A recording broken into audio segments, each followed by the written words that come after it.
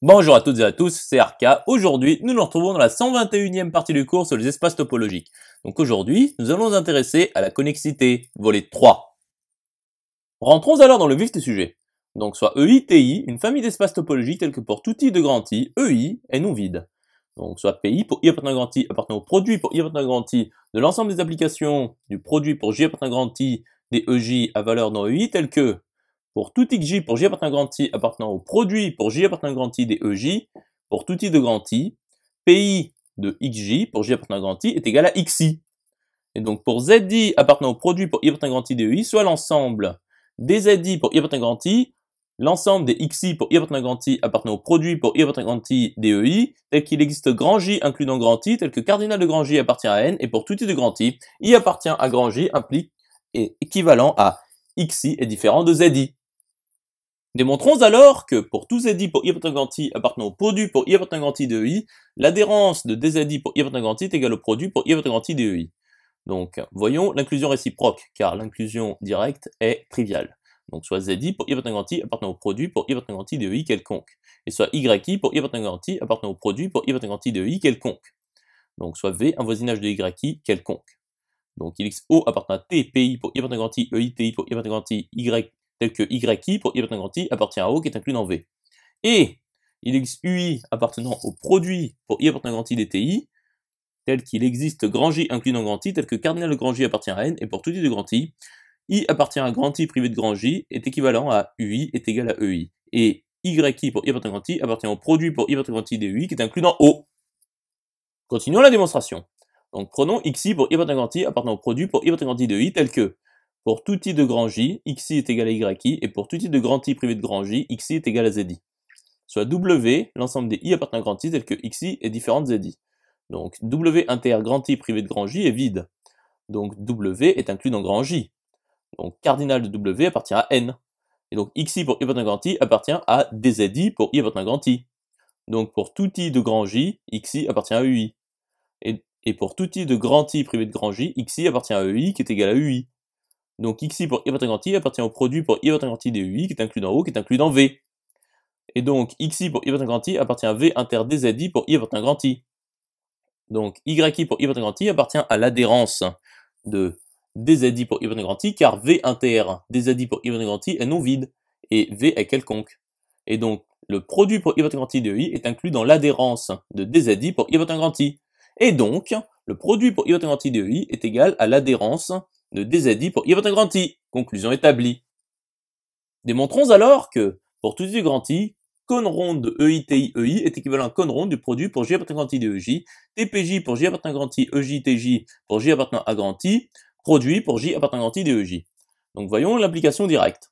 Donc montrons que, pour tout gamma application continue du produit pour i appartenant à grand I de EI, tpj pour j appartenant à grand I, EJ pour j appartenant à grand I, à valeur dans la paire 0,1, p de la paire 0,1, il existe C appartenant à la paire 0,1 tel que pour tout x appartenant au produit pour i appartenant à grand I de EI, gamma de x est égal à C. Donc supposons que il existe un gamma continu du produit pour i appartenant à grand I de EI, tpj pour j appartenant à grand I, EJ, tj pour j appartenant à grand I, la paire 0,1, p de la paire 0,1, il existe grand P et grand Q appartenant au produit pour i appartenant à grand I de EI 2, tel que gamma de P est différent de gamma de Q. Continuons la démonstration. Donc il existe grand PI pour i appartenant à grand I appartenant au produit pour i appartenant à grand I de EI tel que P est égal à PI pour i appartenant à grand I. Donc considérons FK pour K appartenant à grand I appartenant au produit pour K appartenant à grand I de la paire de EK dans la paire 0,1 tel que pour tout K de grand I, pour tout X de EK, FK de X est égal à gamma de grand PI pour i appartenant à grand I privé du singleton K union X. Donc considérons UK pour K appartenant à grand I appartenant au produit pour K appartenant à grand I de l'ensemble des applications de EK dans le produit pour i appartenant à grand I de I tel que pour tout K de grand I, pour tout X de EK, UK de X est égal à grand PI pour i appartenant à grand I privé du singleton K union X. Et pour tout K de grand I, pour tout I de grand I, PI rond UK appartient à la paire identité de EK, l'application qui est associée à X, PI, grand PI. Donc pour tout K de grand I, pour tout I de grand I, PI rond UK est une application continue de EKTK dans EITI. Poursuivons la démonstration. Donc, pour tout cas de garantie, UK est une application continue de EK-TK dans le produit pour I appartenant garantie de EI, TPJ pour J appartenant garantie, EJ-TJ pour J appartenant garantie. Donc, pour tout cas de garantie, FK est égal à gamma rond UK. Donc, pour tout cas de garantie, FK est une application continue de EK-TK dans la paire 0,1, P de la paire 0,1. Donc, pour toute garantie, pour tout gamma application continue de EITI dans la paire 0,1, P de 0,1, c'est-à-dire la paire 0,1, il existe un C appartenant à la paire 0,1 tel que pour tout X de EI, gamma de X est égal à C. Donc pour tout cas de grand K, il existe un C dans la paire 0,1 tel que pour tout X de K, FK de X est égal à C. Donc montrons que pour tout XI pour I appartenant à grand I appartenant à DPI pour I appartenant à grand I, gamma de XI pour I appartenant à grand I est égal à gamma de grand PI pour I appartenant à grand I. Donc faisons une récurrence sur n qui est égal au cardinal de grand J. Donc passons à l'initialisation lorsque n égale 0. Donc ici, le cas est trivial. Passons à l'hérédité. Donc soit n appartenant à n fixé, vérifions la propriété. Donc cardinal de grand J est cette fois égal à n plus 1. Donc soit k appartenant à grand J quelconque. Donc l'xu appartenant à la paire 0,1 tel que pour tout z de k, fk de z est égal à u. Donc fk de xk est égal à fk de grand pk. Donc en considérant zi pour i appartenant à grand I appartenant au produit pour i appartenant à grand I de i tel que pour tout i de grand I privé du singleton k, zi égale xi et zk égale à grand pk, nous considérons le cardinal pour i appartenant à grand I de l'ensemble des i appartenant à grand I tel que zi est différent de pi qui est égal à n. Donc par hypothèse de récurrence, pour tout i de grand J privé du singleton k, fi de xi est égal à fi de zi qui est égal à fi de grand pi. Donc gamma de xi pour i appartenant à grand I est égal à gamma de grand pi pour i appartenant à grand I. Hérédité établie. Continuons la démonstration. Or, l'adhérence de dpi pour i appartenant à grand I est égale au produit pour i appartenant à grand I de ei. Donc il existe C appartenant à la paire 0,1 tel que pour tout x de dpi pour i appartenant à grand I, gamma de x égale à C. Donc pour tout x du produit pour i appartenant à grand I de i, gamma de x égale à C. Donc gamma de grand P est égal à gamma de grand Q. Ce qui est absurde.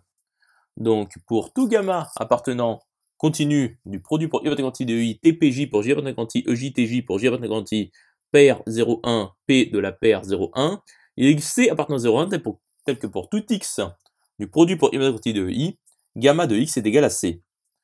Donc, cône rond du produit pour i appartenant à grand I de i, TPJ pour j appartenant à grand I, EJTJ pour j appartenant à grand I, produit pour i appartenant à grand I de i, est vérifié. Voyons alors l'application réciproque.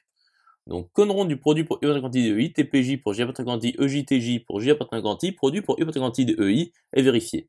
Donc, pour tout cas de grand I, PK est une application continue de produit pour i appartenant à grand I, TPJ pour j appartenant à grand I, EJTJ pour j appartenant à grand I, EK, TK.